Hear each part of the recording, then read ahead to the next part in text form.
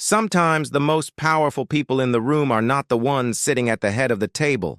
They are the ones no one even notices until the moment comes. A high-rise hotel ballroom. Chandeliers glow. Investors from across the world lean forward in their seats, and at the center, a CEO, famous for his iron control, suddenly loses everything when his translator doesn't show up. The silence is suffocating. His reputation is seconds away from collapse. But then, a quiet voice rises from the back. Not a board member, not an executive, a cleaning lady. What happened next left the entire room speechless and proved that some values money can never buy. Before we continue, I invite you to subscribe to this channel. Here we share stories that remind us, in every setback, God can raise someone unexpected to reveal his greater plan. The ballroom of the Grand Horizon Hotel was a monument to excess. Crystal chandeliers shimmered overhead, scattering light across polished marble floors that seemed to stretch endlessly. Every table was draped in pristine white linen, with gold-trimmed glasses waiting to be filled. The air carried a faint blend of polished wood, expensive cologne, and anticipation, a scent that always lingered in places where power gathered. At the center of it all, a long mahogany table stood like an altar, where deals worth millions would be sealed with a handshake. The CEO entered with the confidence of a man used to commanding attention. His tailored navy suit clung perfectly to his tall frame, each detail chosen not just to impress, but to remind everyone of his status. Behind him, assistants rushed quietly, tablets in hand, double-checking numbers that would soon be presented. Investors from Tokyo, Berlin, and New York adjusted their ties and whispered, eyes darting toward the man they had traveled so far to meet. Everything about the room breathed wealth, control, and precision. Yet beneath the luxury, there was an unspoken pressure, like the heavy air before a summer storm. This wasn't just another meeting. It was a moment that could decide the future of entire companies, thousands of employees, and reputations built over decades. The CEO, though calm on the surface, felt it too. He thrived in environments where his dominance was unquestioned. But tonight, something felt fragile, like glass ready to crack. He cleared his throat, his deep voice echoing through the room as he welcomed the investors. Cameras clicked, capturing his composed smile, the sparkle of confidence in his eyes. But in that same instant, a detail he had taken for granted slipped into his awareness. Small, almost invisible, yet catastrophic if ignored. His translator, the man who was supposed to bridge the worlds of language and culture, was nowhere in sight. At first, he brushed it aside. Surely the assistant would walk in any second. But as the minutes ticked on and the whispers grew louder, the CEO's hand gripped the edge of the mahogany table tighter. The chandeliers above no longer felt like beacons of light. They became harsh spotlights, exposing his vulnerability. For the first time in years, he felt something he never admitted to anyone: the weight of fear. The ticking of the grand clock on the far wall grew louder with each passing second, though no one dared to look at it. The investors exchanged uneasy glances, shifting in their seats, their whispers flowing like currents beneath the polished surface of the meeting. Japanese delegates murmured quietly, their brows furrowed in confusion. A German executive tapped impatient fingers against his notebook, while a group of Americans leaned back with folded arms, their skepticism plain. The absence of words, the bridge they all needed, was beginning to crush the atmosphere. The CEO's jaw tightened as he forced a smile, pretending to adjust his cufflinks, masking the tremor in his hands. He had faced boardroom battles, hostile takeovers, and journalists hungry for his downfall, but never this: silence. It wasn't just the lack of a translator, it was the realization that without words, all his wealth and influence suddenly meant nothing. The empire he built brick by brick now balanced on the fragile thread of communication, and it was unraveling before his eyes. The assistants scrambled at the edges of the room, phones pressed to their ears, whispering frantic calls into the void. But no one appeared. No familiar footsteps echoed down the marble corridor. The seat reserved for the translator remained painfully empty, its polished leather shining like an accusation under the chandelier's light. Each minute felt like a public betrayal, stripping the CEO of the control he guarded so fiercely. Across the room, a wave of impatience broke. An investor leaned toward another and muttered something sharp in his native tongue. Laughter followed, not joyful but edged with mockery. It cut deeper than any financial loss could. The CEO's face reddened, though he kept his posture rigid. To show weakness, here was to invite sharks to the scent of blood, and they were circling. Still, he forced himself to stand tall, his hand gripping the edge of the table so hard his knuckles whitened. His eyes scanned the room, desperate for a solution, but none came. The silence was no longer just uncomfortable, it was suffocating. It pressed down on everyone like a storm cloud about to break. And in that storm, the man who commanded empires discovered the terrifying truth. Power without words is nothing but an illusion. The CEO's polished smile faltered, just for a moment, but long enough for the cameras to capture the crack. He raised his glass of water to his lips, though his throat was so dry the sip felt like sand scraping down. Around him, the weight of expectation pressed tighter. Investors whispered, assistants trembled, and yet no savior appeared through the grand double doors. His eyes flicked toward them again and again, each glance more desperate, but they remained shut. He tried to speak, half in English, half in gestures, but the words tangled, awkward and shallow. The Japanese delegates tilted their heads, confused. The Germans shifted with visible annoyance. The Americans smirked as if watching a king stumble off his throne. His words, once weapons sharpened in boardrooms and conferences, now slipped through his fingers like dust. For the first time in his career, language, the simplest of tools, betrayed him. His assistant approached, whispering frantically, but the CEO waved him away with a sharp motion. He couldn't let them see how close he was to collapse. His heart pounded so loudly, it seemed to echo through his chest. Beads of sweat gathered along his hairline, catching the harsh light of the chandelier. The suit that once felt like armor now clung too tightly, choking him. Each second of silence was a dagger, stabbing his carefully built reputation. He slammed a hand against the table, soft enough not to be scandalous, but firm enough to demand attention. "We will continue," he said, his voice breaking slightly as he switched to broken English. A hollow laugh rippled through the crowd. It wasn't cruel, not yet, but it was enough to slice through his composure. His empire, his pride, his aura of untouchable control, all of it balanced on the verge of collapse, ready to shatter with one more wrong move. And then, his eyes caught something. At the far corner of the room, almost hidden by shadows, a woman paused in her work. She held a cleaning cloth in one hand, a bucket in the other, her posture rigid. Her gaze wasn't mocking nor pitying, it was steady. She was watching, she was listening. And though the CEO didn't know it yet, that silent figure would soon become the voice that changed everything. At the far end of the ballroom, where the golden glow of the chandeliers faded into shadow, she stood almost invisible. The cleaning cart beside her looked out of place in the lavish setting.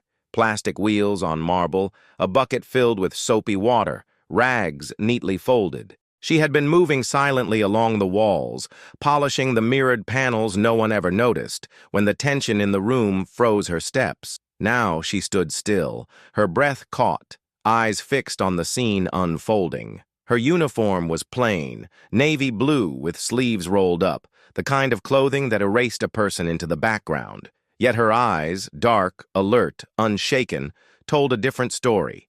She understood every word spilling into the silence, every frustrated murmur from the investors, every broken phrase from the CEO. Language, for her, wasn't just sound, it was survival. She had carried it across borders, learned it in the quiet hours when no one believed she needed it. The CEO didn't see her, not yet. To him, she was invisible, just another moving shadow in the periphery of his empire. But she saw him. She saw the twitch in his jaw, the faltering in his voice, the sweat gathering beneath the collar of his suit. She saw something no one else dared to name: fear. And though her instincts told her to stay hidden, her heart whispered something else. Maybe this was her moment. Maybe God had placed her here, right now, for a reason. She tightened her grip on the cloth in her hand, her knuckles whitening. Every step forward would break the invisible line that separated her world from theirs. A line no one in that room wanted her to cross. But something within her stirred, stronger than fear. She had seen people like this CEO all her life, men who thought power was measured by wealth and title. Yet tonight, his empire was collapsing because of something as simple as words.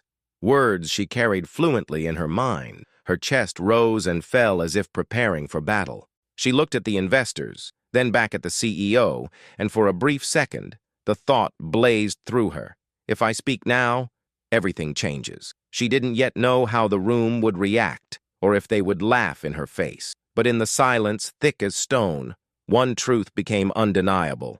The voice to save the night didn't belong to the man at the head of the table.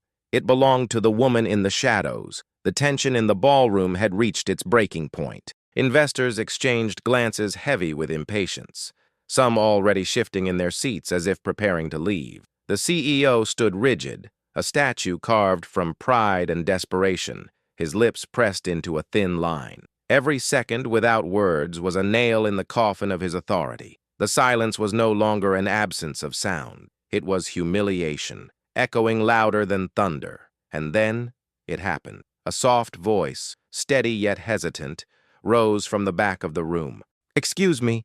The single phrase, spoken in perfect English, sliced through the suffocating air like a blade. Heads turned sharply. Conversations halted mid-breath. Even the CEO froze, his eyes narrowing as if unsure whether he had heard correctly. The voice was unfamiliar, unexpected, and it carried with it a courage no one anticipated. All eyes found her. The cleaning lady stood with her back straight, no longer hiding in the shadows. She held no polished briefcase, no glowing tablet, only a rag still damp from work, and a bucket at her side. But her gaze was steady, her posture unshaken. "I can translate," she said, her tone calm, confident. A wave of disbelief rippled through the room.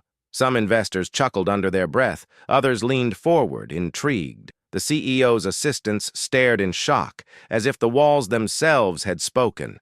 The CEO's eyes locked on hers, a storm of emotions flashing: anger, doubt, desperation. How dare she, a woman hired to clean the floors, step into a meeting of global magnitude? And yet, beneath his disbelief, another thought gnawed at him. What if she could? He had no other option. Pride screamed for him to reject her offer, but survival whispered that her voice might be the only lifeline left. She took a step forward, the echo of her shoes against the marble louder than the laughter that still lingered. The investors leaned back, waiting to see the outcome. The CEO's jaw tightened, his pride burning, but the cornered look in his eyes betrayed the truth. This was no longer about titles, suits, or power. In this moment, the fate of the meeting, his reputation, and perhaps his empire rested on the voice of the woman no one had noticed until now. The CEO's silence stretched like a taut wire, ready to snap. His eyes drilled into hers, searching for weakness, for hesitation, but her gaze did not falter. Finally, with a reluctant nod, he stepped aside, as if granting her permission to walk into the storm. A ripple of disbelief spread through the room. Some investors smirked, convinced they were about to witness the final humiliation of a man they had once feared. Others leaned forward, curious to see whether courage could come from such an unexpected source. She placed the rag gently on her cart, wiped her damp hands against her uniform, and moved toward the center of the room. The polished marble seemed to amplify each step, transforming her quiet entrance into something ceremonial. For the first time, the chandeliers above didn't feel like spotlights meant to expose her. They felt like a crown of light, illuminating the path she was meant to take. The CEO crossed his arms, his expression unreadable, but his eyes betrayed both hope and defiance. The first words left her mouth like music, clear, fluid, precise. She translated the CEO's greeting into flawless Japanese, her tone carrying not just accuracy, but respect. The Japanese delegates straightened in surprise, nodding to one another. She moved seamlessly into German, her voice strong and unshaken, weaving through words the CEO had stumbled on moments before. When she finished with English, the Americans exchanged raised eyebrows, impressed despite themselves. The air shifted. The storm had not destroyed her. It had awakened her. The CEO's assistants gaped, their phones lowered, their frantic calls silenced. The room that moments ago had been suffocating with silence now hummed with awe. Investors who had prepared to walk away now leaned in, listening intently, captivated by the ease with which she bridged worlds. Her words were more than translation. They carried dignity, empathy, and conviction. She wasn't just repeating phrases. She was giving them meaning, breathing life into the dialogue. The CEO, still standing at the head of the table, felt something unfamiliar knotting in his chest. Humiliation, yes, but also relief, and something deeper he couldn't yet name. His empire had been saved not by his wealth, his power, or his reputation, but by the courage of a woman society had taught him to overlook. In that moment, he realized this wasn't her trial by fire. It was his, and in her flame, the truth of his weakness was laid bare. The shift was subtle at first, like the soft turning of a tide. Investors who had been leaning back in their chairs with arms crossed now leaned forward, their eyes locked on the woman standing where she was never meant to stand. The Japanese delegates whispered between themselves, nodding slowly, their skepticism melting into recognition. The German executive, once impatient, adjusted his glasses, his pen now poised, as though ready to take notes. Even the Americans, who had smirked at the CEO's earlier struggle, now sat upright, their expressions no longer mocking but curious, almost respectful. Every word she spoke carried more than translation. It carried a weight that transcended business. Her tone was deliberate, not rushed, as though she understood the power of letting silence rest between words. She didn't simply transfer meaning, she conveyed intent. She spoke with clarity, with humility, with something that felt almost sacred. For the first time that evening, the investors weren't looking at the CEO or at the glossy charts prepared for them. They were looking at her. The CEO felt the room slipping from his grasp. Yet instead of chaos, what replaced it was order. Her words steadied the storm he could not control. He had always believed control came from dominance, from raising his voice above others, from bending the room to his will. But here she was, commanding without force, guiding without arrogance, drawing every soul in the room to listen. The very authority he feared losing was now being rebuilt, brick by brick, through her voice. Assistants who once fumbled at the edges of the meeting now stood still, wide-eyed as though witnessing a miracle. The air, once suffocating with doubt, now breathed with possibility. Investors who had considered abandoning the table now exchanged glances of renewed interest, their pens scribbling, their heads nodding. Something irreversible was happening. The meeting was no longer a battlefield of egos. It had become a lesson. And in the middle of it all, the cleaning lady, once invisible, once dismissed as part of the background, stood at the center like a bridge no one expected to cross but now everyone depended on. The CEO clenched his jaw, torn between pride and awe. For the first time in his life, he wasn't the most powerful person in the room. The crown of authority had shifted, and the world had just witnessed it happen. Her translations flowed with precision, but soon the investors began to notice something more. Between the rigid phrases of contracts and financial terms, she added subtle nuances, tiny bridges of empathy that carried the weight of understanding across languages. When one delegate expressed concern about risk, she didn't just echo the words. She softened them, weaving reassurance into the tone. When another spoke of opportunity, she infused it with encouragement, amplifying the vision rather than the numbers. It was as though she wasn't simply translating words. She was translating hearts. At first, the CEO stiffened, his pride bristling at her additions. He had built his empire on control, on precision, on exactness. Yet the investors weren't rejecting it. They were responding. Nods replaced frowns. Pens scribbled faster. Even laughter, genuine and light, broke out at her gentle phrasing of a cultural idiom that could have otherwise fallen flat. The meeting that had been collapsing was now lifting itself back to life, not through power but through wisdom. The investors leaned in closer, no longer staring at their watches or the empty seat where the translator should have been. Their focus was wholly on her.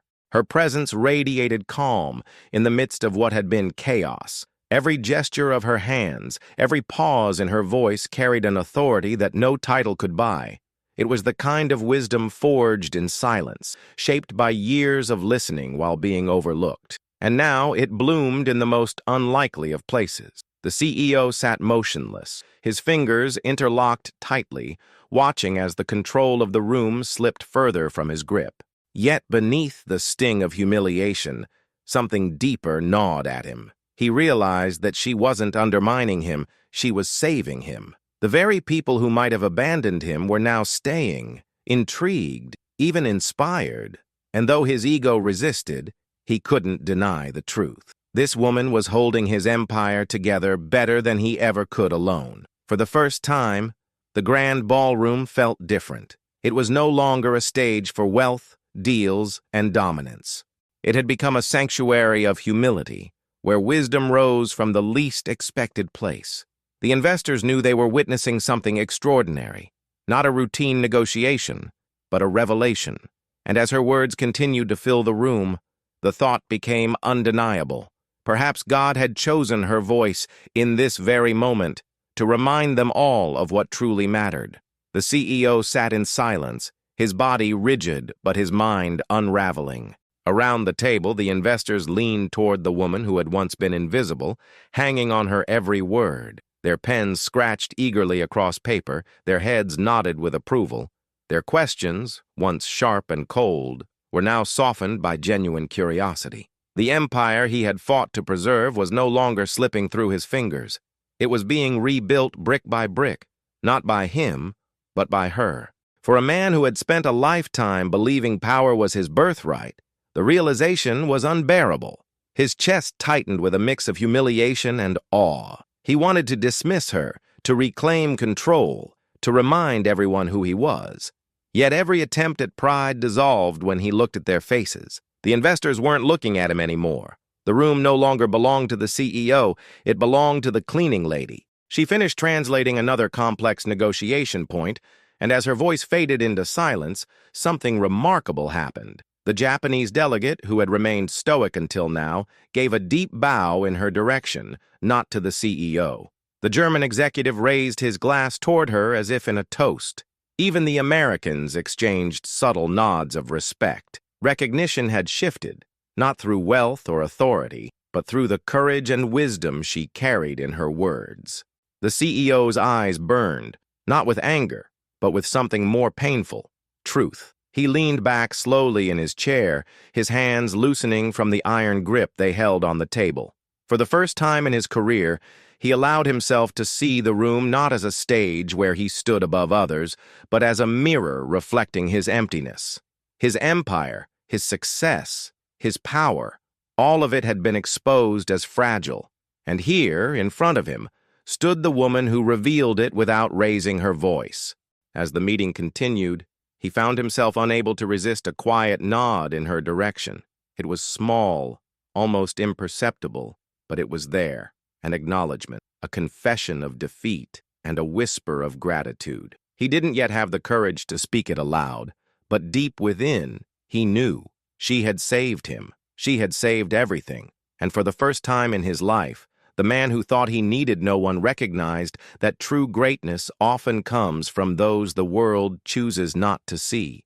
The ballroom, once suffocating with tension, now carried an atmosphere of reverence. The investors who had entered expecting numbers and contracts found themselves leaving with something entirely different, a story they would tell for years. They had come to witness the power of a CEO, but what they saw instead was the rise of a voice no one had expected. The woman who had once been invisible had become unforgettable.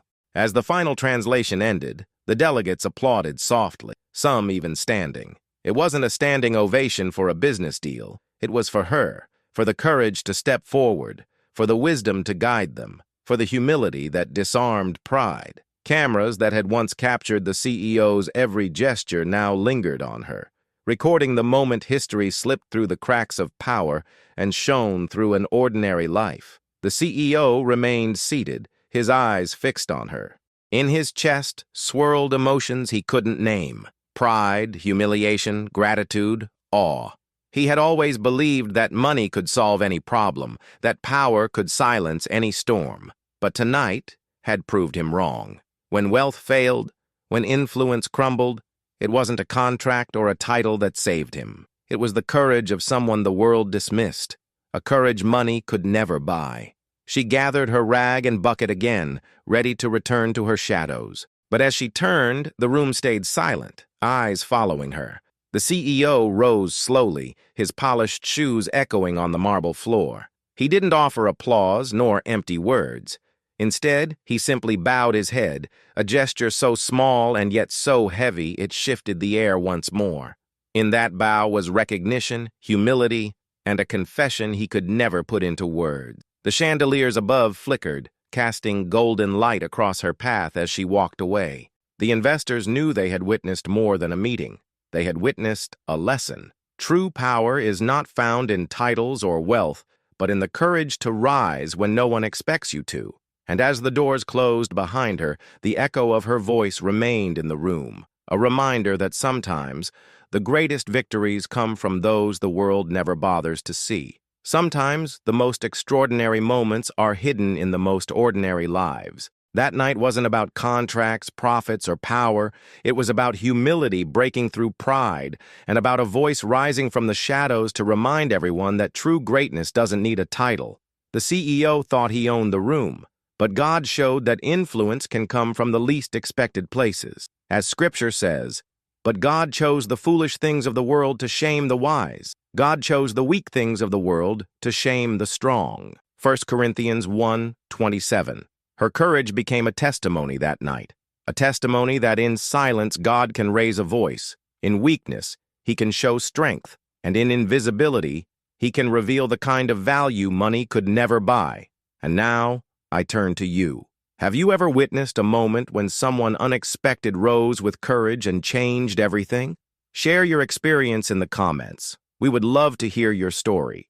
If this story touched your heart, don't forget to subscribe to the channel. Here we share powerful stories of faith, resilience, and the moments when God reminds us that nothing is impossible for Him.